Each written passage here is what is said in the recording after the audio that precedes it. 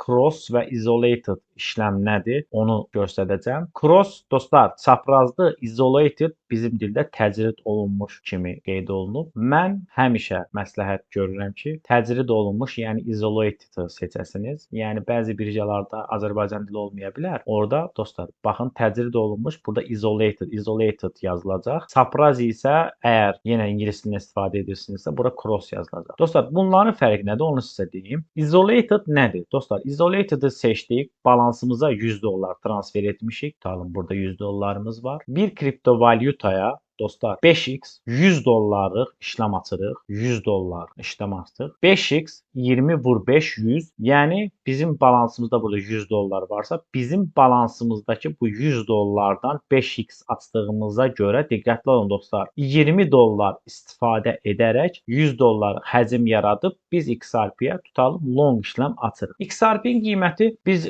qalxacağına inanırdıq. Vurdu 25%, 20% düşdü. Biz burada likvidasiya uğrayırıq və balansımızdan 20 dolları açdığımıza görə, 100 dollar həcm yarandığına görə 20 dollar silinir dostlar. Likvidasiya olunur və bazardan silinir. Bizim burada qalır 80 dollarımız. Amma yerində. Bu niyə oldu? Biz burada isolated-ı seçdiyimizə görə. Amma biz burada çaprazı, yəni cross-u seçsəydik dostlar, biz burada 100 dollar yenə balansımızdan 20 dollar istifadə edərək 100 dollar həcm yaradıb işləm açsaydıq, bizdə isolated-da əgər 20% kriptovalyuta düşdüsə, bizim balansımızdan 20 dollar silinirdi və 80 dollarımız yerində qalırdı. Amma biz burada çaprazı, cross-u seçdiyimizə görə bu səfər belə olmayacaq dostlar. Kriptonun qiyməti nə qədər çox aşağı düşsə, bizim buradakı balansımızdan pul silinməyə başlayacaq. Tutalım 20% düşəndə 20 dollar biz itirirdiksə buradan və onunla da işlem bağlanırdısa, biz burada çapraz cross-u seçdiyimizə görə belə olmayacaq. Kriptovalyuta 40% düşsə, artıq bizim balansımızdan buradan avtomatik 40% silinəcək. Kriptovalyuta 50%, 60% düşsə,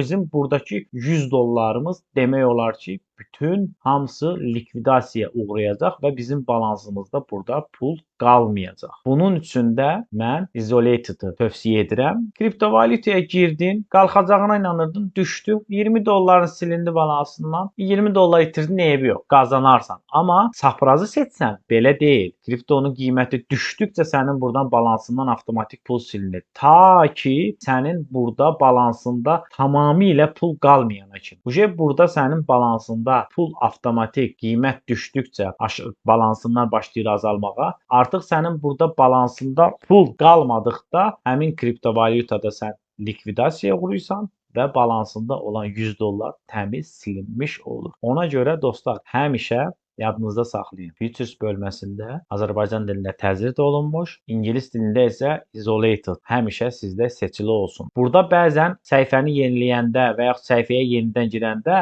bunlar çox bilmişdilər. Avtomatik olaraq bəzən kriptonda dəyişdirəndə burada bir də görürsünüz ki, avtomatik cross-a keçib. Ona görə işlem açmazdan əvvəl bu bölmələri hökmən və hökmən yoxlayın. Baxın, isolated seçilidir. X-ınıza baxın buradan. X, 5x maksimum seçilidir. Yuxarı bölmələri yoxladınız. Buradan ondan sonra neçə dollarlıq açmaq istəyirsinizsə, long və ya short, onu seçib davam edin dostlar. Bugünkü mövzumuz futures bölməsində long və short, həmçinin isolated və cross işləmləri nədir? O haqda oldu. Futures bölməsinə aid daha da detallı videolar çəkəcəm. Bu sadəcə futures bölməsinə giriş mövzusu idi. Long və short işləmlər nədir? Bu haqda danışdıq bu videoda. Dostlar, sizdən xahişim kanalımız yeni olduğu üçün kanalımıza dəstək lazımdır. Kanalımıza abunə olub şərh bölməsinə öz fikirlərinizi yaza bilərsiniz. Digər istədiyiniz kripto aləmində və yaxud digər qazanc metodları haqqında hansı mövzuda istəyirsinizsə, sizin istəyinizə uyğun o mövzuda video çəkəcəm. Dostlar, sağ olun, Allaha əmanət olun.